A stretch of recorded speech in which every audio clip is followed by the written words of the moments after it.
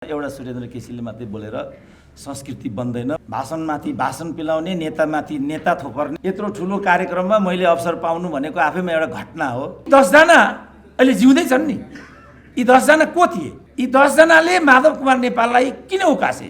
माधव नेपालले जेको लागि अहिले लड्दै हुनुहुन्छ, पुष्पलालले त्यहीको लागि हिजो लडेको। यसमा प्रचण्डको हात कति थियो? झुर भनेको के हो, झुरेस्ट भनेको के हो? आफआफ्ना भक्तहरूलाई ल्याएर, आफआफ्ना प्रशंसकहरूलाई ल्याएर गाथा गाउने शङ्का लाग्यो के मलाई। डाक्टर सुरेन्द्र केसीहरूको लेख, विचार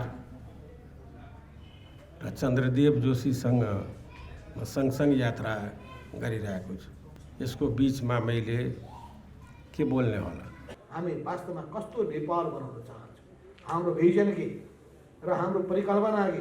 बाफ्रे, यो कुरा म माधव नेपालजीको छेउमा भन्न चाहन्थेँ। दुर्भाग्य हाम्रो देशको निर्माण, हाम्रो देशको परिपाटी देखियो भने आफ्नो कुरा भन्ने, अरूको कुरा नसुन्ने, हिँडिहाल्ने। इतिहास निर्माण गर्न सजिलो छैन। कसै न कसैले विद्रोह गर्नुपर्ने भएको छ। मान्छेमा कमी कमजोरी नहुने भन्ने कुरा त होइन, हुन्छ। अदालतको त्यो स्थिति छ, सदनको त्यो स्थिति छ, सब कुरा तोड्नुपर्ने छ। अब हामीले त्यस्तै निरङ्कुश शासकहरू हामी पाउनेछौँ, निरङ्कुश नेताहरू, अधिनायकवादी नेताहरू हामी पाउनेछौँ। पुष्पलाल भनेका गद्दार थिए। प्रतिनिधि सभा जहाँ राष्ट्रको सम्पूर्ण समस्याको समाधान गर्ने त्यही थलो, त्यसलाई बन्धक बनाएर राखिएको छ। हामीले नसक्ने कुरा होइन, सक्छौँ। आफै अङ्ग्रेजी बुझिँदैन, जसरी एमसीको अङ्ग्रेजी कोही पनि बुझ्दैन। उपस्थित हुनुभएका सबै मान्यजनहरू, मित्रहरू, पत्रकार साथीहरू, इन्द्रको मैले सुने, अलिकति चाहिँ छुट्यो, तर मैले सुन्दाखेरि मलाई एकदम राम्रो लाग्यो। हरि रोकाले त्यसमा फेरि ज्यान थपेको छ र त्यसलाई सैद्धान्तिकरण पनि गरेको छ। म चाहिँ स्वभावतः इतिहासको विद्यार्थी भएको हुनाले इतिहासको पाटोबाट अलिकति व्याख्या गर्ने जमर्को गर्छु। समय धेरै गइसकेको छ। भाषणमाथि भाषण पिलाउने, नेतामाथि नेता थोपर्ने यो त हाम्रो संस्कृति नै भएको छ। तर यसको विषयमा कोही बोल्न सक्दैन। एउटा सुरेन्द्र केसीले मात्रै बोलेर संस्कृति बन्दैन, बनिरहेको पनि छैन। तथापि अलिकति आफ्नो औपचारिकता त निर्वाह गर्नु नै पर्ने भयो। अर्को कुरा चाहिँ भन्नुपर्ने के भने, आफआफ्ना भक्तहरूलाई ल्याएर, आफआफ्ना प्रशंसकहरूलाई ल्याएर गाथा गाउने जुन पद्धति हो, त्यसलाई पनि तोडेर जोशीजीले चाहिँ मलाई पनि सम्झिनु भयो। यत्रो ठुलो कार्यक्रममा मैले अवसर पाउनु भनेको आफैमा एउटा घटना हो। म आशा गर्छु यो घटनाले पनि एउटा उपक्रम निर्माण गरोस् र प्रकारान्तरलेमा गएर हामीले एउटा संस्कार निर्माण गर्न सकौँ, परिपाटी निर्माण गर्न सक्यौँ, जुन आजसम्म हुन सकेन हाम्रो देशमा। खालि एउटा कर्मकाण्ड, यान्त्रिकता र आफूले गरेको कर्म कुकर्मको सैद्धान्तिकरण र तुष्टिकरण, त्यसलाई हामीले इतिहास भन्यौँ। वास्तवमा इतिहासको मर्ममै प्रहार गर्नुपर्ने त्यो क्षणमा हामीहरू छौँ। अब त्यो हामी गर्न सक्दैनौँ, त्यो हामीलाई थाहा छ, तर त्यो हामीले गर्नै पर्छ। यो पिँढीले गर्न सकेन भने पनि भोलिको पिँढीले भए पनि त्यो गर्नु नै पर्छ। त्यो नगर्दासम्म इतिहासले कुनै चक्र पुरा गर्दैन। इतिहासको चक्रको पूर्णता पनि इतिहासको अपेक्षा हो, जुन आजसम्म हाम्रो देशमा हुन सकेन। यो अपेक्षाको एउटा प्रयास चन्द्रदेव जोशीजीबाट भएको छ र यो आफैमा युगान्तकारी छ, दुई कारणले। पहिलो कारण के भने, हामी यसका द्रष्टा मात्रै हौँ, तर उहाँ चाहिँ यसको भोक्ता पनि हो र निर्माता पनि हो। इतिहास निर्माण गर्न सजिलो छैन। इतिहास निर्माण गर्दा अरूलाई वेदीमा चढाउने प्रणाली एउटा हुन्छ भने आफू स्वयं वेदीमा चढ्ने अर्को प्रणाली हुन्छ। उहाँ चाहिँ आफै वेदीमा चढेर यो इतिहास निर्माण गर्ने मध्ये एउटा हुनुहुन्छ। प्रजातान्त्रिक प्रणालीमा नेपाल सरकारको 120 दिनको मन्त्री हुनुभएको व्यक्ति हो उहाँ, तर भ्रष्टाचारको सबैभन्दा ठुलो अङ्क उहाँमाथि नै लगाइदिएको छ। त्यस्तो राज्य प्रणालीका द्रष्टा र भोक्ता हुनुहुन्छ उहाँ। निश्चय नै त्यो कुरा यो इतिहासमा, यो लेखनमा पीडाको रूपमा आएको छ। तर यो कुरा म माधव नेपालजीको छेउमा भन्न चाहन्थेँ। दुर्भाग्य हाम्रो देशको निर्माण, हाम्रो देशको परिपाटी देखियो भने आफ्नो कुरा भन्ने, अरूको कुरा नसुन्ने, हिँडिहाल्ने, त्यो हो। र त्यही राम्रो हो भन्न सिकाउने फेरि र हामीहरू भन्ने बाफरे यही राम्रो हो, हाम्रो कमरेडले जे गर्नुभयो त्यही नै ठिक हो भन्ने परिपाटीका पनि हामीहरू साथी हुन्। सब कुरा तोड्नुपर्नेछ। अब हामीले न्यू क्लास भन्ने जो किताब लेखिएको थियो, युगोस्लाभियाका उपराष्ट्रपति थिए, कम्युनिस्ट उपराष्ट्रपति, 8 वर्ष उपराष्ट्रपति भएपछि उनीहरूले के अनुभव गरे भने कम्युनिस्ट शासन पद्धतिले वर्गविहीन समाजको निर्माण गर्ने होइन, तर उसले एउटा नयाँ वर्गको निर्माण गरेर जाने हो। त्यसैलाई उनले द न्यू क्लास भने। त्यो निर्माण गर्ने पद्धति कम्युनिजम हो। मेरो खोजी चाहिँ के हो भने यो कम्युनिजम हो कि होइन, मेरो खोजी यो हो। यो खोजीमा चन्द्रदेव जोशीजी कहाँ हुनुहुन्छ, समीक्षाको विषय त्यो हो। मैले माधव नेपालजीलाई जोड्न खोजेको बिन्दु चाहिँ के थियो भने यो ठुलो किताबमा चन्द्रदेव जोशीजीले पुष्पलाललाई पूर्णतः निगेट गर्नुभएको छ। पूर्णतः मान्छेमा कमी कमजोरी नहुने भन्ने कुरा त होइन, हुन्छ, स्वभावतः पुष्पलालमा पनि त्यो थियो, तर उहाँले पुष्पलाललाई पूर्णतः निगेट गरेर यो किताबको लेखन थाल्नुभयो। आज ठ्याक्कै पुष्पलालको नियति जे हो माधव कुमार नेपालको नियति त्यही छ। किनभने माधव नेपालले जेको लागि अहिले लड्दै हुनुहुन्छ पुष्पलालले त्यहीको लागि हिजो लडेको भन्ने कुरालाई चन्द्रदेव जोशीजीले यहाँ इङ्कित गर्नुभएको छ। पुष्पलालले के को लागि लड्नुभयो, उहाँले के को लागि कम्युनिस्ट पार्टीको निर्माण गर्नुभयो र किन उहाँले त्यो नियति बिहोर्नुभयो, त्यसको विहङ्गम विवेचना यो किताबमा आउँछ। ठ्याक्कै त्यसको लागि माधव कुमार नेपाल आज लड्दै हुनुहुन्छ, जुन लडाइँ पुष्पलालले लडिसक्नु भएको छ। अब केशरजंग रायमाझीको कुरा, केशरजंग रायमाझीको बारेमा अघि पनि आयो। केशरजंग रायमाझी प्रति पुष्पलालको तुलनामा 50% न्याय गर्न खोज्नुभयो चन्द्रदेव जोशीजीले यो किताबमा। किन गाली गरियो केशरजंग रायमाझीलाई? केशरजंग रायमाझी को हुनुहुन्थ्यो, उहाँको वर्गस्रोत के थियो, उहाँ किन त्यस्तो भएर निस्किनु भयो? वास्तवमा कति कुरा मलाई पनि नयाँ भयो।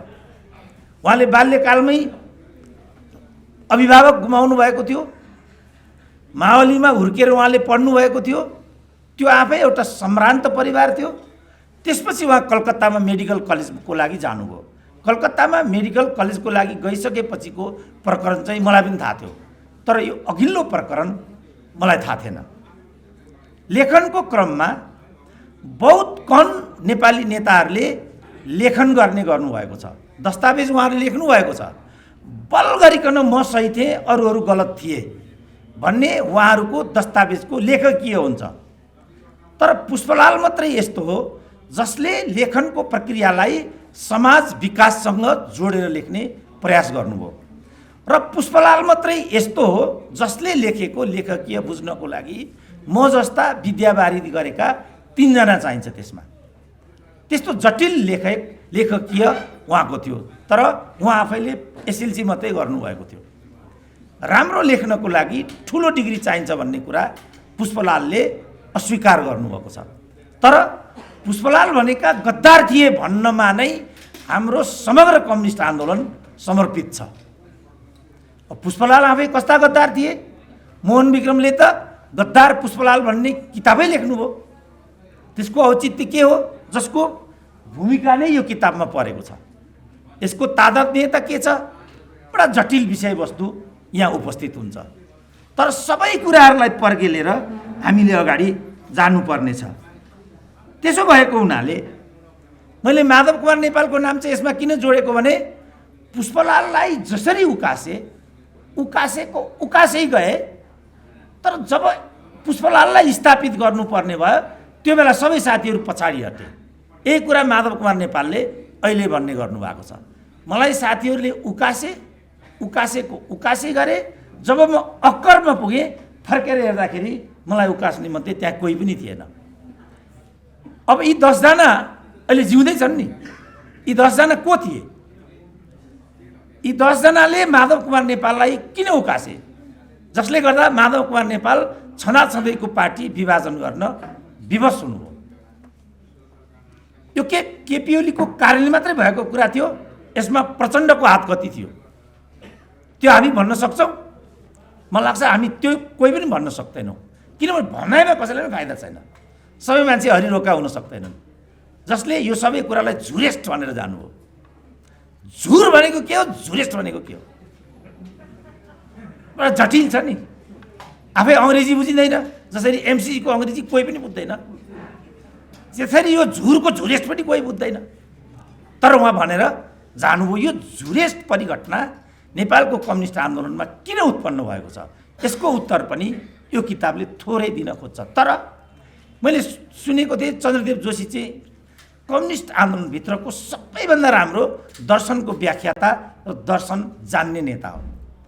तर दुर्भाग्य उहाँको त्यस्तो बढी सामग्री मैले पढ्न पाएको थिइनँ।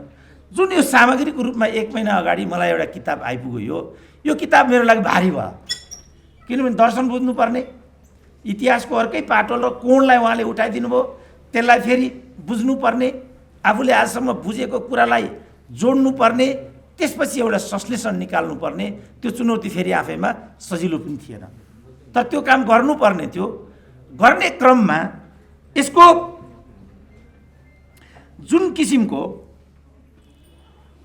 रायमाझीलाई नै तुलना गर्दाखेरि पनि जोसँग बढीभन्दा बढी उहाँले काम गर्नुभयो, सुरुमा रायमाझीलाई बचाउ गर्नमा उहाँले ठुलो समय खर्च गर्नुभयो, पछिबाट उहाँले रायमाझीलाई सबैभन्दा बढी कटाक्ष गर्नुभयो र के भन्नुभयो भने रायमाझी अत्यन्तै कुटिल व्यक्ति थिए र मानिसलाई खेलाउन धेरै नै बाटा थिए। उनी आफ्नो निर्णयलाई उनी जहिले पनि माथि पार्थे। यस्तो व्यक्तिको विरुद्धमा लड्नको लागि सजिलो थिएन र त्यो काम मैले नै गर्नु पर्यो, उहाँले यो भन्नुभएको छ। त्यसै कारण मैले के भनेको भने हामी चाहिँ यो इतिहासका द्रष्टा मात्रै हौँ, उहाँ चाहिँ यो इतिहासका भोक्ता र कर्ता दुवै हो। उहाँले भोग्नु पनि भएको छ र निर्माण पनि गर्नुभएको छ। विष्णुबहादुर मानन्दरको कुरा छ, अरू नेताहरू पनि त्यहाँभित्र छन्। सबै नेताहरूको चरित्र चित्रण गर्ने कुरा त्यो आफैमा फेरि जटिल पनि छ। किन जटिल छ भने हाम्रो इतिहास लेखनको जुन पद्धति छ त्यो चाहिँ दुईटा अतिबाट चाहिँ गाँजिएको छ। एउटा अति भनेको सकारात्मक गुण परम्परालाई मात्रै अगाडि बढाउने, अर्को भनेको नकारात्मक दोष परम्परालाई मात्रै अगाडि बढाउने, द्वन्द्ववादको व्याख्या गर्ने, तर इतिहासको यो एउटा कोण र प्रतिकोणलाई मात्रै लिएर अगाडि जाने। फलस्वरूप इतिहास आफै गन्दा हुन्छ। हरिले भनेको झुरेस्ट भनेको मेरो विचारमा त्यही नै होला। झुरेस्ट भनेको त झुरभन्दा पनि झुर हो नि। यो झुरको पनि झुर चाहिँ कसरी पैदा हुन्छ त? त्यसलाई नबुझ्दासम्म इतिहास कहिले पनि बुझिँदैन। र नेपालको कम्युनिस्ट आन्दोलनलाई चाहिँ मैले जसरी बुझेको छु र जसरी यसलाई मैले व्याख्या गरेको छु, 100 वर्ष पछाडि पनि यो समाज विकासको जुन प्रक्रिया छ यो विधिबाट बदलिनेवाला छैन, जसको लागि कयौँ मान्छेले ज्यान दिइसके, कयौँ मान्छेहरू समय दिनको लागि लामबद्ध छन्। तर सायद उनीहरूलाई यो थाहा छैन होला उनीहरू त्यहाँ किन लाममा छन्। कसै न कसैले विद्रोह गर्नुपर्ने भएको छ, पक्का गर्नुपर्ने छ। ढिलो होला, चाँडो होला, तर गर्नै पर्ने भएको छ। अब चन्द्रदेव जोशीजीले चाहिँ यो गरेर के गर्नुभएको त? जस्तो म आफूलाई प्रयुक्त गरेर त्यसलाई एउटा कुरा भन्छु, धेरै कसैको यसमा उद्धरण छ भने त्यो सुरेन्द्र केसी नै हो। यस्तो हुनु स्वाभाविकै पनि थियो, किनभने मैले यसमा 7वटा किताब लेखेको छु, यसमा मैले पिएचडी पनि गरेको छु। उहाँ मात्रै हो जसले मेरा ती 7वटा सामग्रीहरूलाई यसमा प्रयोग गरिदिनु भयो र केही कुरा भनिदिनु भयो। 7-7वटा किताबहरूको परिशीलन र प्रयोग त्यो आफैमा चुनौती थियो। तर उहाँले त्यो भनिरहँदाखेरि अलिकति फेरि मैमाथि पनि अन्याय थोपर्दिनु भयो। त्यो अन्याय के? जस्तो मैले कम्युनिस्ट आन्दोलनको खण्ड 1, 2, 3 गरेर लेखिसकेको छु, चौथो चाहिँ लेखिराखेको छु। अर्को वर्ष त्यो चौथो पनि प्रकाशित हुन्छ। त्यसमा एउटा खण्डमा चाहिँ एकीकृत कम्युनिस्ट आन्दोलनको इतिहास मात्रै परेको छ, 19 सालसम्मको मात्रै। दोस्रो तेस्रोमा अरू खण्डहरू परेका छन् र दोस्रो खण्डमा चाहिँ उहाँहरूको इतिहास परेको छ। अब उहाँले मलाई कहाँ ठोकिदिनु भयो? हाम्रो समूहको इतिहास चाहिँ किन लेखिदिनुहोस् भन्नेमा ठोकिदिनु भयो, जुन चाहिँ अर्को भागमा परेको छ। लेखिएको छ तर अर्को भागमा परिएको छ। उहाँले सन्दर्भमा लिनुभयो पहिलो भाग जहाँ यो लेखिएकै थिएन। अब यस्ता कुराहरू त पर्दा रहेछन्। अब हामीले पनि लेख्दाखेरि कतिपय कुराहरू यसरी पार्यौँ होला, उहाँहरूले पनि लेख्दाखेरि बुझ्दाखेरि कतिपय कुराहरू त्यसमा पार्न बाध्य हुनुभयो। अब त्यसमा केले काम गर्यो? यो किताब मैले पढ्दाखेरि मलाई एक खालको आश्चर्यबोध पनि भयो, किनभने यसमा सबै कुराको संयोजन छ। सोभियत सङ्घको कुरा गर्दा 2 वर्ष अगाडि म आफै पनि रसामा पुगेको थिएँ। मैले डाक्टर प्रकाश राज रेग्मीको किताब सोभियत सङ्घको सम्झना भन्ने त्यो किताब पढेको थिएँ मैले त्योभन्दा अगाडि नै। त्यो किताब पढ्दाखेरि सोभियत सङ्घको गाथा उहाँले त्यसमा गाउनु भएको थियो र के भन्नुभएको थियो भनेदेखि त्यो सोभियत सङ्घ जहाँका जनताहरू आफ्नो सोभियत सङ्घको नाम लिनमा साह्रै ठुलो गौरव गर्थे। सोभियत सङ्घको कम्युनिस्ट पद्धतिको अवसान पछाडि जब म फेरि नयाँ रसामा पुग्दाखेरि जुन होटलमा म जानु पर्थ्यो त्यो होटलमा प्रवेश गर्दाखेरि मेरो ब्याग बोक्ने जुन रुसी नागरिक मेरो अगाडि आएको देखेँ। सोभियत जनतालाई त्यस रूपमा हामीले कहिले पनि कल्पना गरेका थिएनौँ। त्यो उहाँले त्यसमा लेख्नुभएको पढ्दा म छक्क परेँ। ती सोभियत नागरिकहरू जो नेपालीको झोला बोक्ने ठाउँमा आइपुगे भनेपछि यसको कारण के हो? त्यो सोभियत जसले ती सोभियत नागरिकलाई त्यो गरिमा दिएको थियो, यी रुसी नागरिक जो अब नेपालीहरूको पनि झोला बोक्ने ठाउँमा आइपुगे भने त्यो समाज व्यवस्थाले केही कुरा दियो कि यो समाज व्यवस्थाले केही कुरा हासिल गर्दैछ? जब म रसामा पुगेको थिएँ त्यो बेलासम्ममा रसाले आफ्नो एउटा लय पक्रिसकेको थियो। नयाँ रसा मैले देखेको थिएँ तर त्यो मैले उदाउँदो अवस्थामा देखेँ। अब अहिलेको जुन बहुध्रुवीय व्यवस्था छ यो बहुध्रुवीय व्यवस्थामा फेरि रसा एउटा चुनौतीको रूपमा अगाडि आइसकेको छ। सोभियतले दिएको चुनौती र रसाले दिएको चुनौतीको बिचमा के फरक छ र यसमा राजनीतिक व्यवस्थाले कति काम गरेको छ? आज हामीले खोजी गर्नुपर्ने विषय यो हो। कम्युनिजमले मात्रै चुनौती दिन्छ, शक्ति निर्माण गर्छ, वा अरू व्यवस्थाहरूले पनि चुनौती दिन्छन्, शक्ति निर्माण गर्छन्? जो अहिले हरिरोकाले भन्नुभएको छ पुँजीवादले कहिले पनि मानिसको जीवनस्तर माथि उठाउँदैन, किनभने त्यो कमाउनको लागि मात्रै प्रयुक्त छ। त्यसो हो भने स्क्यान्डिनेभियन कन्ट्रीले दिएको जुन खुसी हो ह्याप्पी इन्डेक्समा आज सबैभन्दा राम्रो खुसी स्क्यान्डिनेभियन कन्ट्रीले दिएको भन्ने छ। कम्युनिजम चाहियो भने आजका मानिसहरू नर्थ कोरिया जा भन्दैनन् कसैलाई, चाइना जा भन्दैनन् कसैलाई, न भियतनाम जा भन्छन्, अमेरिका जा भन्छन्। किनभने कम्युनिजम भनेको बढी गर्ने हो, बढी खाने हो। कम्युनिजमको अर्थ त्यति नै हो।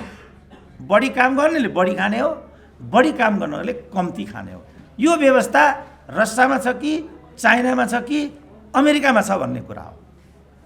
यहाँ ठुल्ठुला जो कम्युनिस्ट क्रान्ति र कम्युनिस्टको कुरा गर्छन्, कम्युनिस्ट पनि हुँ भन्छन्, तिनीहरूको लक्ष्य पनि अमेरिका नै हुने कारण यही हो। किन उनीहरू नर्थ कोरिया भन्दैनन् त? किन उनीहरू चाइना भन्दैनन्?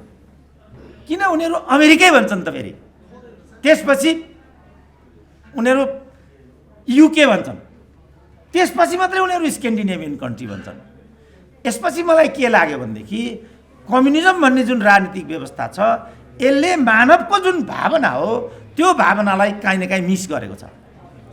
मान्छेको जो केमिस्ट्री हो त्यो केमिस्ट्रीलाई यसले ग्र्याब गर्दैन। अहिलेको चुनौती भनेको मैले बुझेको 21औं शताब्दीको कम्युनिजमको चुनौती भनेको मान्छेको त्यो केमिस्ट्रीलाई ग्र्याब्स गर्न सकिन्छ कि सकिँदैन भन्ने हो। ग्र्याब्स गरेर के चाहन्छ त मान्छे? अहिलेको मान्छे, प्रत्येक मान्छे के चाहन्छ?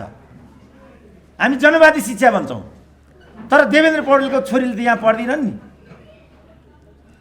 हामी पुँजीवादीको जुन ब्युटी कन्टेस्ट छ त्यसलाई दुत्कार्छौँ, तर हाम्रा नेताका छोरीहरू पनि ब्युटी कन्टेस्टमै सहभागी हुन्छन्। हामीहरू क्रान्तिकारी कुरा गर्छौँ, त्यसपछि पढ्नको लागि त अमेरिकै जान्छौँ। यो मान्छेको केमिस्ट्रीभित्र भएको समस्या हो। जबसम्म यो केमिस्ट्रीलाई सम्बोधन गरिँदैन तबसम्म कुनै किताबले केही गर्दैन, कुनै परिवर्तनले पनि केही गर्दैन। त्यही कारण हाम्रो परिवर्तनले केही गर्न सकेन, समाजको लागि एकदमै केही गर्न सकेन। यसलाई कसरी सम्बोधन गर्ने, यो नै 21औं शताब्दीको चुनौती हो। कम्युनिजमले एउटा नयाँ कुरा अपेक्षा गरिराखेको छ। त्यो नयाँ कुरा भनेको यसलाई कसरी मानवोचित बनाउने राखेको जुन ग्याप हो त्यसलाई कसरी सम्बोधन गर्ने यो त्यो गर्न सक्ने गरी हामीले कुनै लेखन गऱ्यौँ, कुनै चिन्तन गऱ्यौँ, कुनै कार्यक्रम गऱ्यौँ, कुनै क्रान्ति गऱ्यौँ भने बल्ल त्यसले कुनै परिणाम ल्याउने हो। त्यो नगर्यो भने त्यो कोरा कुरा हुने हो, त्यो ठगी हुने हो र त्यो ढाँट कुरा हुने हो। त्यसकारण मैले चाहिँ जो कम्युनिस्ट आन्दोलनमा स्टडी गरेँ त्यसपछि मैले कस्तो इम्प्रेसन बनाएँ भने कहीँ यो भित्र बेइमानी त छैन, कहीँ यो भित्र कुनै यस खालका मानिसहरूको जस्तो डाक्टर रायमाझीको बारेमा उहाँले नै भन्नुभयो। डाक्टर रायमाझीलाई उहाँले एउटा इन्ट्रेस्टिङ कुरा के लिएर आउनुभयो भने तपाईँहरूमध्ये कतिलाई त्यो सूचना पनि छ, कतिलाई पनि छैन होला, व्यवस्थापूर्वक उहाँलाई पार्टीको महासचिव बनाइएको थियो। उहाँ पोलिट ब्युरो पनि हुनुहुन्न थियो जुन बेलामा पार्टीको कार्यवाहक महासचिव हुनुभयो। उहाँ त सिम्पल नै केन्द्रीय कमिटीमा हुनुहुन्थ्यो। कम्युनिस्ट पार्टीभित्र केन्द्रीय कमिटीमा भएको व्यक्ति युजुअली महासचिव हुँदैन। हुन त झलनाथ पनि हुनुभएको थियो केन्द्रीय कमिटीबाट नै, उहाँ पनि महासचिव हुनुहुन्न, पोलिट ब्युरोमा हुनुहुन्न थियो। हुनुभयो पछि महासचिव, यस्तो त त्यहाँभित्र भएको त देखिन्छ। तर उहाँले चाहिँ भन्नुभएको तर्क के थियो भने उहाँ महासचिव हुनको लागि उद्धत पनि हुनुहुन्न थियो। उहाँलाई जबरजस्ती कार्यवाहक महासचिव बनाइयो, त्यसपछि प्रतिनिधिहरूले निर्वाचित गरेर उहाँलाई महासचिव बनाइयो। त्यसपछि उहाँले दरबारको बाटो लिनुभयो भने किन उहाँलाई चाहिँ दरबारियाको पगडी लगाउने त्रुटि बारम्बार भयो र यसको अगुवाई पुष्पलालले गर्नुभएको थियो। यो गल्ती पुष्पलालबाट भएको हुनाले नै जीवनभर उहाँले यस बापत दण्डित हुनु पर्यो। यस कुरालाई यो किताबको मुख्य सार बनाइएको छ र न्याय कहाँ गरिएको छ भने अन्त्यमा गएर उहाँले त्यही रायमाझीमाथि झम्टिन पुग्नु भएको छ।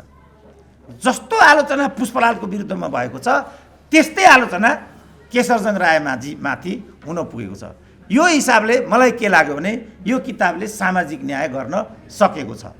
निरपेक्ष पुष्पलाल विरुद्धलाई निरपेक्ष केशरजंग रायमाझी समर्थनमा नभइकन गुण र दोषको आधारमा चिजलाई प्रस्तुत गर्नुपर्छ भन्ने स्पिरिटलाई उहाँले यसमा समात्नु भएको देखिन्छ। त्यसकारण यति राम्रो एउटा सामग्री हाम्रो लागि छोड्नु भएकोमा, यत्रो एउटा प्रयास गर्न सफल हुनुभएकोमा र यति सुन्दर सामग्री हामीलाई दिनुभएकोमा उहाँलाई म बधाई पनि दिन्छु। यसको सफलताको लागि शुभकामना पनि व्यक्त गर्न चाहन्छु। तर यो किताब जति सुन्दर छ, यसको पेपर जति उत्कृष्ट यसमा छ र यसको डिजाइनिङ जति राम्रो छ, एउटा कुरा चाहिँ यसको त्रुटिको रूपमा मैले पाएँ छ्यास्यास्ती त्यो के भने यसमा अत्यधिक प्रुफ मिस्टेक छ। यति राम्रो किताबमा यति प्रुफ मिस्टेक चाहिँ त्यो स्वीकार्य हुँदैन। अब यस्तो कसरी हुन सक्यो? इज्जत फाल्लासै भन्नुभएको छ हाम्रो खेको दाइले यहाँ। अब नेपालीको त उहाँ नै हो, उहाँले नै इज्जत फालेर यस्तो भएको हो कि शङ्का लाग्यो क्या मलाई। यदि त्यस्तो हो भने दाइप्रति मेरो ठुलो आलोचना छ। अर्को संस्करणमा चाहिँ त्यो प्रुफलाई सुधारिएको खण्डमा यो धेरै राम्रो एउटा सामग्री हामीले पाएका छौँ। मलाई धेरै गौरव भयो, एउटा नेताले यो काम गर्नुभयो। युजुअली नेताले त यो गर्ने होइन नि, नेताले त खालि भन्ने हो, भाषण गर्ने हो, भइहाल्ने। यही उहाँले चाहिँ कुछ गरेर पनि हामीलाई पथ प्रदर्शन गर्नुभएको छ। फेरि एकपल्ट बधाई दिन्छु। पट्यार लाग्दो समयको अतिरिक्त यहाँहरूले पनि मेरो सुन्ने जुन धैर्यता गर्नुभएको छ त्यसको लागि पनि आभार व्यक्त गर्न चाहन्छु र विश्राम लिन्छु। नमस्ते।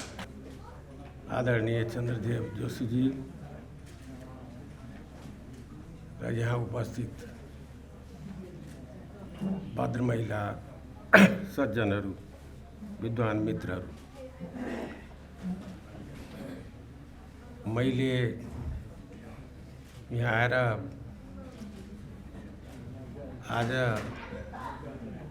चन्द्रदेव जोशीजीको या उहाँले लिखित पुस्तकको बारेमा विद्वान मित्रहरूले डाक्टर इन्द्र अधिकारीदेखि लिएर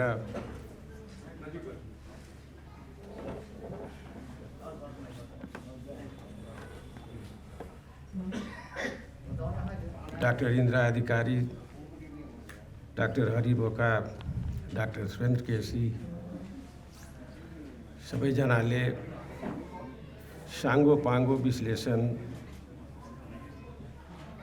यो किताबको बारेमा गरिसक्नु भएको छ। यसमा विशेष केही म पस्किन सक्दिनँ। मैले उहाँहरूसँग सहमत छु। उहाँ विद्वानहरूले म पनि इन्द्रा अधिकारी, डाक्टर हरि रोका, डाक्टर सुरेन्द्र केसीहरूको लेख, विचार र चन्द्रदेव जोशीसँग म सँगसँगै यात्रा गरिरहेको छु। निश्चय नै मैले यहाँ बसेर सोचिरहेको थिएँ कि यहाँ मार्क्सवादी विद्वानहरू छ, लेखकहरू छ, समीक्षकहरू छ, यसको बिचमा मैले के बोल्ने होला। त म यहाँहरूलाई के भन्न चाहन्छु कि हामीहरू समकालीन छौँ। नेपालको जुन इतिहास छ, मोडर्न इतिहास, यो 70-80 वर्षको, तो हामी भुक्तभोगी छौँ। हामी आफै प्लेयर पनि छौँ, भोग्या पनि छौँ, देखा पनि छौँ। र म प्र्याक्टिकल मान्छे भएँ। हामी दुईजना, उहाँ पनि साइन्सको विद्यार्थी, म पनि साइन्सको विद्यार्थी। उहाँ इन्जिनियर भएर मार्क्सवाद अध्ययन गर्नु र आफ्नो जीवनमा त्यसलाई कसरी प्र्याक्टिस गर्ने अगाडि बढ्नु। एउटा जनवादी समाजवादी चिन्तनलाई अगाडि बढाउँदै म लोकतान्त्रिक समाजवादी चिन्तनको धारबाट अगाडि बढेँ। देशमा हामीले राणाकालमा जन्म्यौँ, पञ्चायत भोग्यौँ, तानाशाही व्यवस्था। लोकतन्त्रमा कहीँ न कहीँ हामीहरू आफै प्लेयर थियौँ। अहिले गणतन्त्र, अहिले हामी गणतान्त्रिक व्यवस्थामा छौँ। लोकतान्त्रिक गणतान्त्रिक व्यवस्थामा संहितासहित, धर्मनिरपेक्षतासहित यहाँ दुईटा धार जो कांग्रेस र कम्युनिस्टको स्थापना नै यस्तो बेलामा भएको थियो कि देशमा अवस्था, त्यो पार्टी खोल्ने अवस्था थिएन। संसारमा जुन बेला परिवर्तनको या उपनिवेशवादको विथड्रअल भइरहेको थियो र पहिला विश्वयुद्ध पछि दोस्रो विश्वयुद्ध र त्यस बेलामा कांग्रेस र कम्युनिस्टको स्थापना र अगाडि बढ्दै नेपालको समाजलाई कसरी परिवर्तन गर्ने, त्यो धारमा अगाडि बढ्दै 7 सालको क्रान्ति, 17 सालको प्रतिगमन, 46 को परिवर्तन, 62-63 को परिवर्तन र हामीहरू यहाँसम्म आइसकेका छौँ। विद्वानहरूले किताबको बारेमा धेरै भन्नुभएको छ। म सिर्फ चाहिँ कि चन्द्रदेव जोशीजीलाई बधाई दिन चाहन्छु कि उहाँ आफ्नो जिन्दगीको उत्तरार्धमा जिन्दगीमा भोगेको, अध्ययन गरेको र मार्क्स आज सिर्फ कम्युनिस्टको दायरामा मार्क्सको चिन्तन छैन। मार्क्सको चिन्तन जहाँ समाज छ, जहाँ राज छ, जहाँ राजनीति छ, जहाँ अर्थशास्त्र छ, त्यसमा कसरी समाजलाई व्यवस्थापन गर्ने, त्यो एउटा दर्शन हो। त्यो सबैको लागि ग्राह्य छ। जहाँ समानता छ त्यहाँ मार्क्स छ। त्यसको बारेमा यति नै भन्दै उहाँलाई बधाई दिँदै म के भन्न चाहन्छु कि मलाई चिन्ता अहिले लागिरहेको छ कि तपाईहरुको अब हामीले 2.5-3 घण्टासम्म बस्यौं। तपाईहरुले पनि सबैको विश्लेषण सुन्नुभयो। मलाई चिन्ता अहिले छ कि यो दुईटै धारबाट नेपाली समाजलाई, नेपाली राष्ट्रलाई यहाँसम्म यही दुईटा धारले ल्याएको छ। अब यो अहिले ल्याएको जुन गणतन्त्र छ, लोकतान्त्रिक गणतन्त्र छ, संहिता सहित छ, धर्मनिरपेक्षता सहित छ, समावेशता सहित छ र लोकतन्त्रको यत्रो ठुलो आँगन छ जसमा सबैले प्ले गर्न पाउँछ। जुन विचारका होस्, यहाँ हामीले सामन्तका अवशेषहरू जो राजाका बारेमा भन्छौँ हामीले उखाडेर फाल्यौँ। यही नेपाली जनताले, यही दुईटा धारका अगुवाहरूले। तर पाएका जुन कुरा छौँ हामी यसलाई व्यवस्थापन गर्दै यो समाजलाई आखिर मार्क्सवाद किन,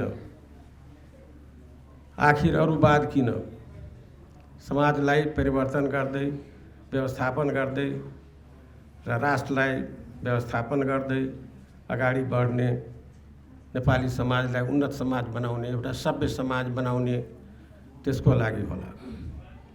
आज जुन व्यवस्था ल्याएको छु त्यसलाई व्यवस्थित गर्दै लोकतान्त्रिक समाजवाद, संविधानमा हामीले समाजवाद उन्मुख संविधान चाहिँ कि लेखेका छौँ, लोकतान्त्रिक समाजवादको बारेमा लेखेका छौँ र लोकतन्त्रलाई स्थापना गर्दै यो देशलाई कसरी अगाडि बढाउने त्यसको बारेमा यो संविधानले हाम्रो सामने दिएको छ। यो संविधानमाथि बार बार आक्रमण भइरहेको छ। यो 4 वर्षमा कहिले चाहिँ कि त्यसमा पनि 1 वर्षदेखि त बार बार 2 चोटि संविधानमाथि आक्रमण भएको छ, सदनमाथि आक्रमण भएको छ। प्रधानमन्त्री लगायत राष्ट्रपति लगायत मिलेर नै यसलाई खत्तम गर्न खोजेको छ। पोलिटिकल पार्टी कहाँ कहाँ गए, के गए, मेरो विषय छैन। म भन्न चाहन्छु जो संस्थाहरू खडा गरेका छौँ, यो संस्थाहरूलाई न्युट्रिसन दिने, पौष्टिक आहार दिने, यसलाई मजबुत गर्ने, लोकतन्त्रको 3टा संस्था जो पिलर हुन्छ त्यसमा एजुकेटिभ नै प्रहार गर्ने सदनमाथि र बार बार प्रहार गर्दै 5वटा पार्टीले र नागरिक समाजले, बुद्धिजीवीले, नेपाली जनताले, अदालतले त्यसलाई कुनै न कुनै प्रकारले बचायो। तर अहिले त्यही न्यायालयलाई कसरी होस्टेज बनाएको छ, अदालतको त्यो स्थिति छ, सदनको त्यो स्थिति छ। पोलिटिकल पार्टीले संविधान र विधानहरू सारा आफ्नो अधिवेशनहरू निश्चय नै गर्दै आएको छ, त्यो सुखद कुरा हो। तर यो व्यवस्थालाई बचाएर हामी नेपालीले लग्ने कि नलग्ने, यहाँ राष्ट्रपतिको के कर्तव्य छ, सरकारको अहिले के कर्तव्य छ? सरकारले राज्यको कार्यकारिणी, सरकार प्रमुख, त्यसको दायित्व छ अहिले पोलिटिकल पार्टीहरूलाई एक ठाउँमा राखेर छलफल गरेर कसरी चाहिँ कि अदालत कसरी चलाउने, प्रतिनिधि सभा जहाँ राष्ट्रको सम्पूर्ण समस्याको समाधान गर्ने त्यही थलो, त्यसलाई बन्धक बनाएर राखिएको छ।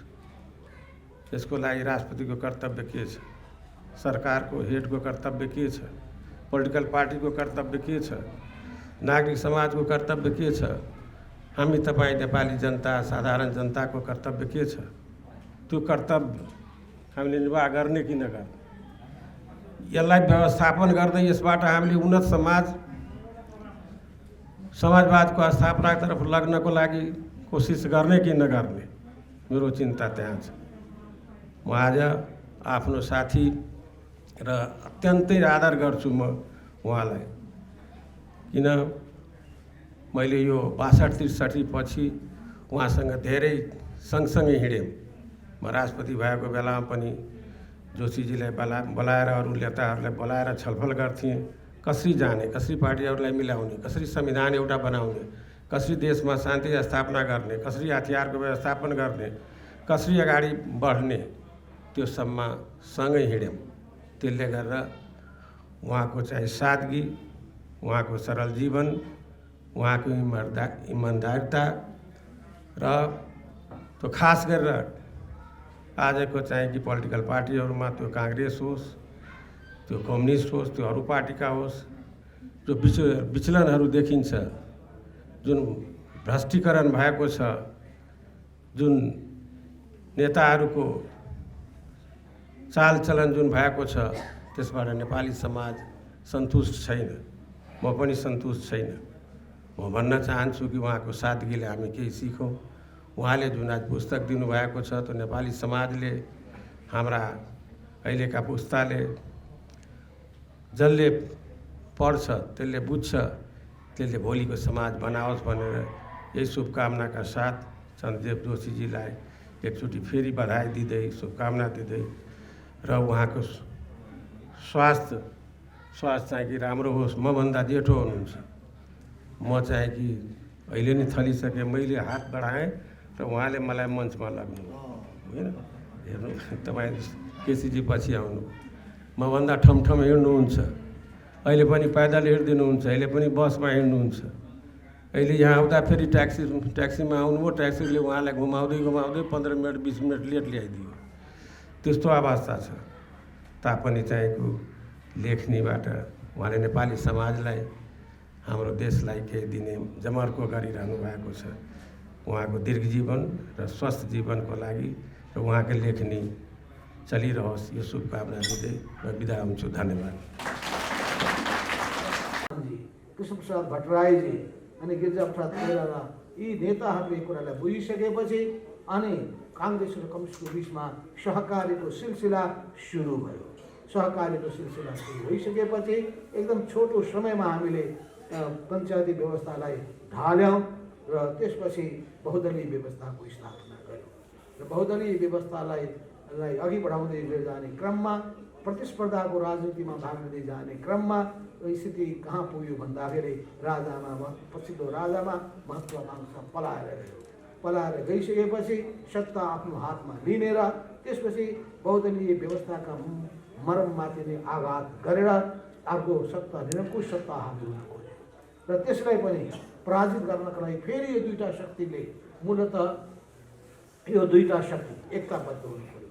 त्यसका अलावा पनि नागरिक समाज र सिङ्गो पत्रकार जगत र बौद्धिक समुदाय पनि एकताबद्ध भइसकेपछि, सिङ्गो समाज नै एकताबद्ध भएपछि शक्ति सृजना भयो र त्यो शक्तिको सामु कसैको केही चलेन र त्यसपछि शाही वंशकै विनाश भयो, सामन्ती शासनकै विनाश भयो, गणतन्त्रको नयाँ युग सुरु भयो।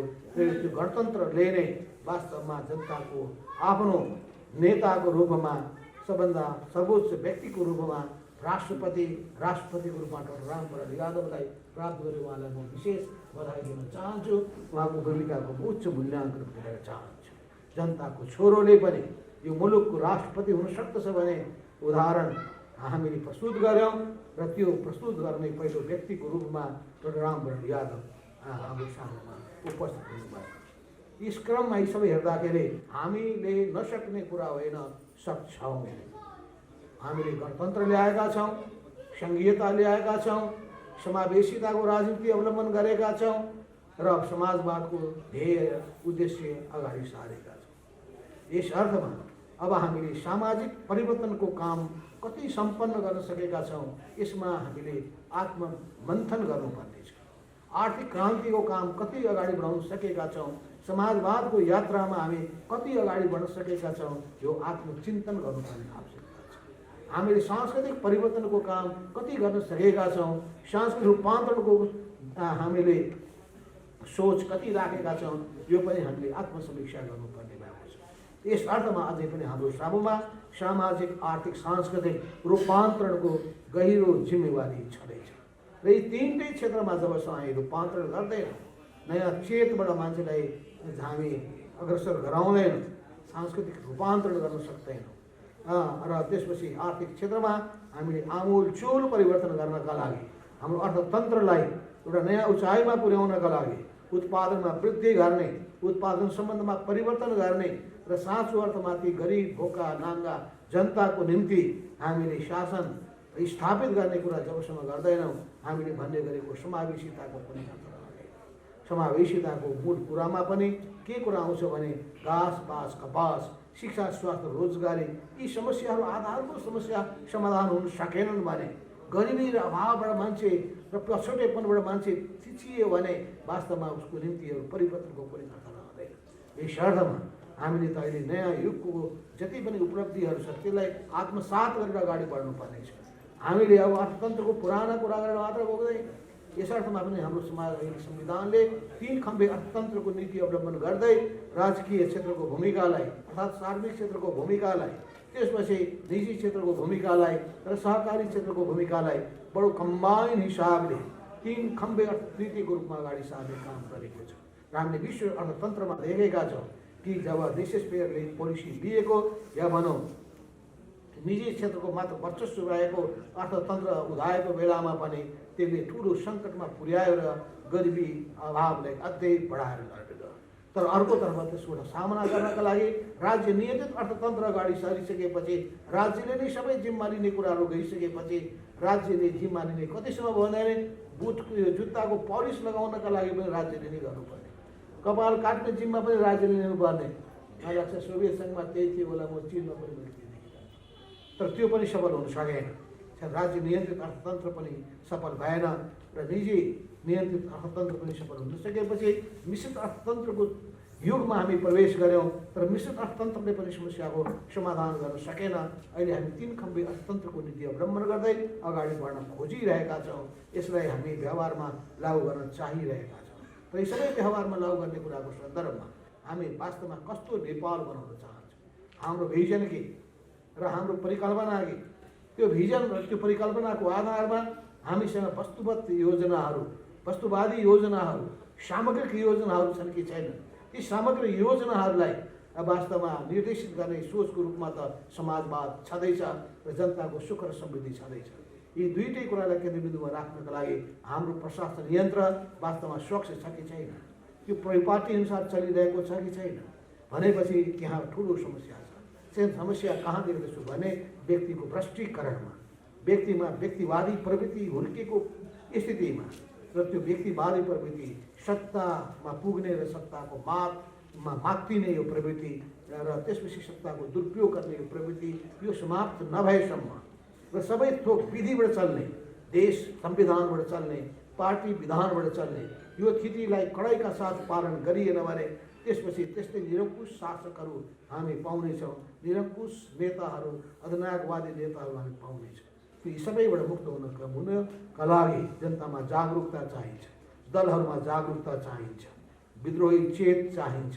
त्यो विद्रोही चेत र भावनाका साथ विगतका सबै कुराको समीक्षा गर्दै कसरी हामीले हाम्रो देशको विकासको कुन कुन क्षेत्रमा कति महत्त्व दिनुपर्ने हो, हामीले हाम्रो अर्थको विनियोजन कसरी गर्ने हो, के गर्दाखेरि अधिकतम लाभ प्राप्त गर्न सक्छौँ, हामी कस्ट र बेनिफिटको एनालिसिस कसरी गरिरहेका छौँ। यी सबै कुराको निम्ति संसारका विभिन्न देशका अनुभवहरू के छन्, यी सबैको समीक्षा गर्नुपर्ने पाटो अलग छ। यसमा छुट्टै होला अहिलेको सन्दर्भ भनेको हाम्रो कमरेड चन्द्रदेव जोशीले जुन पुस्तक लेख्नु भएको छ, यो पुस्तकले पनि विचार मन्थन गर्नको लागि हामीलाई त्यसले घचघच्याएको छ, हामीलाई उत्प्रेरित गरेको छ र यसरी सबैलाई उत्प्रेरित गर्न सकोस्, आफ्नो कर्तव्यप्रति सबैलाई सजग बनाउन सकोस्, देश जनता र समाजप्रतिको जिम्मेवारी बोधको भावनाका साथ अघि बढ्न सबैलाई प्रेरित गरोस्। यो पुस्तक तयार गर्नुभएकोमा, लेख्नुभएकोमा धेरै धेरै बधाई, धेरै धेरै शुभकामना दिँदै म आफ्नो भनाइ यहीँ टुङ्ग्याउँछु र बिदा हुन चाहन्छु। हस्त नमस्कार।